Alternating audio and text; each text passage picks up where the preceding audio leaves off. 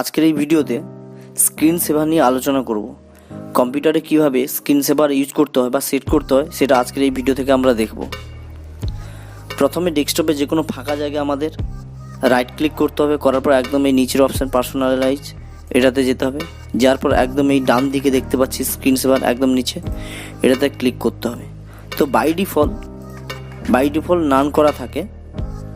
এটা করা মানে কোনো স্ক্রিন সেভার আমরা দেখতে পাবো না স্ক্রিনে। তারপর এখানে এই যে স্ক্রিন সেভার দেখতে পাচ্ছি, এখানে যেই ড্রপডাউন মেনু দেখতে পাচ্ছি আমরা, এটাতে যদি ক্লিক করি অনেকগুলো অপশান দেখতে পাচ্ছি আমরা, যেমন 3D, text, blank, bubbles, mystify, photos, ribbons, এগুলো দেখতে পাচ্ছি। এগুলোর মধ্যে আমরা যে কোনো একটা চুজ করতেই পারি। যদি আমি বাবলস চুজ করার পর এখানে এই যে দেখতে পাচ্ছি, এটাতে এই প্রিভিউ দেখতে পাচ্ছি, এই ছোট্ট স্ক্রিনে প্রিভিউ দেখতে পাচ্ছি। যদি আমরা এই পুরো স্ক্রিনটাতে বড় করে প্রিভিউ দেখতে যাই, তাহলে এখানে এই প্রিভিউ ক্লিক করব, এই দেখতে পাচ্ছি।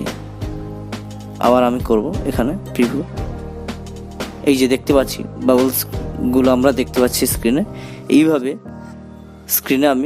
স্ক্রিনে আমরা স্ক্রিন সেভার দেখতে পাবো। তো স্ক্রিন সেভার কখন শুরু হয়?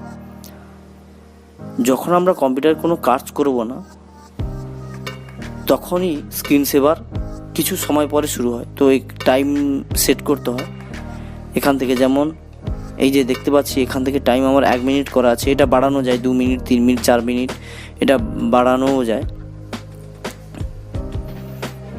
তো যখন আমরা 1 মিনিটের মধ্যে না যদি কোনো কাজ করি, তারপর সেটা বাবলস শুরু হবে। তো এইভাবে আমরা যে কোনো স্ক্রিন সেভার এখান থেকে ইউজ করতে পারি। তো তার মধ্যে এখানে যদি আমি 3D টেক্সট ইউজ করতে চাই, তাহলে এখানে এই যে উইন্ডোজ 7 এটা বাই ডিফল্ট করা আছে। এখান থেকে আমরা যদি দেখতে চাই, তাহলে এই যে দেখতে পাচ্ছি কাস্টম টেক্সট, এখানে আমি অপূর্ব করতে পারি। লিখলাম চুজ ফন্ট আমরা করতে পারি। এখান থেকে যে কোনো ফন্ট আমরা সিলেক্ট করতে পারি। তো এখানে আমি অনেকগুলো ফন্ট আছে, তো এই ফন্টটা চুজ করলাম। করার পর এখানে আমি জাস্ট দেখানোর জন্য এটা আমি ইউজ করছি, বোল্ড করলাম, ওকে করে দিলাম। তো এখানে রেজুলেশন আছে, এটা লো করতে পারি, হাই করতে পারি। এখানে সাইজ ছোটও করতে পারি, বড়ও করতে পারি। রোটেশন স্পিডটা কত স্লো করতে পারি, ফাস্টও করতে পারি, এটা আপনারা করে দেখবেন।